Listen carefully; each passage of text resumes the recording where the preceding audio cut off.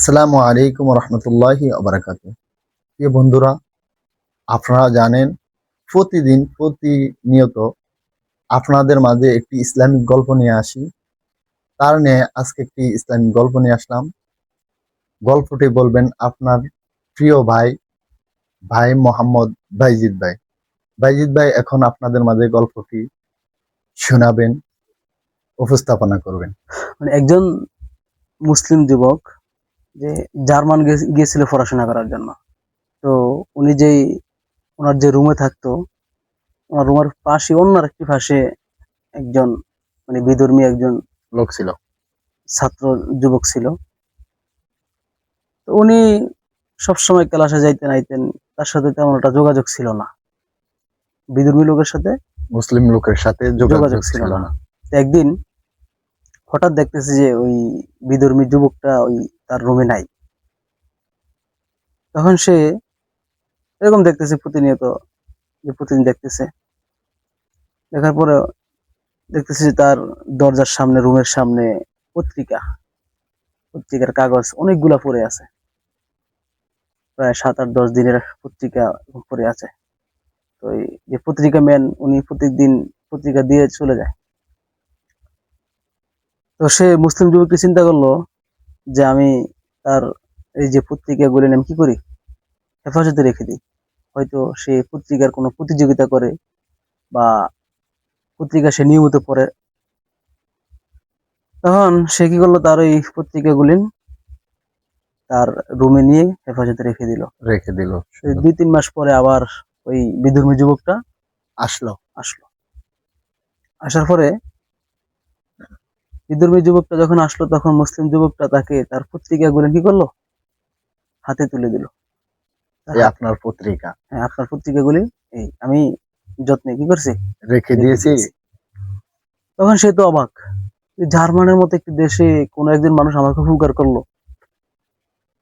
এমন মানুষ তো আমার চোখে আর কোন সময় পরে পড়ে নাই। নাই। ঠিক আছে। তখন সে বলল, আপনি এর বিনিময়ে কি চান, কি নিতে চান? অর্থ বিধর্মী সম্পদ। লোকটা মুসলিম হ্যাঁ, লোকটাকে মুসলিম বলতেছে লোকটাকে বললো যে এর যে আপনি বিনিময়ে আপনি কি চান। হ্যাঁ, কি চান? তখন বললো, ভাই, যে আমি তো এর বিনিময়ে কিছুই চাই না, আপনি আমার প্রতিবেশী। আর আমাদের ধর্মে আছে যে প্রতিবেশীর হক তোমরা আদায় করো, প্রতিবেশীকে সবসময় খেয়াল রাখো, প্রতিবেশীর ভালো মন্দ সবসময় তোমরা এটাকে চোখে চোখে রাখো। জি, যখন প্রতিবেশী অসুস্থ হয়, তার অসুস্থ দেখতে যাও। এটা আমাদের ধর্মীয়ভাবে নবী করিম সাল্লাল্লাহু আলাইহি ওয়াসাল্লামের নির্দেশ দেওয়া আছে। তখন ওই এইভাবেই সে চলতে লাগলো, প্রতিবেশীর সাথে ভালো আচরণ করতে লাগলো, ভালো ব্যবহার করতে লাগলো। প্রতিনিয়ত একবার দেখা গেছে যে মুসলিম ওই বিধর্মী যুবকটা মুসলিম যুবকের চলাফেরা, কথাবার্তা, ভালো কাজ দেখে। ভালো কাজ দেখে সে ইসলামের প্রতি আকৃষ্ট হয়ে গেল। একদিন হঠাৎ দেখা গেছে সে কি হয়ে গেল, মুসলিম হয়ে গেল।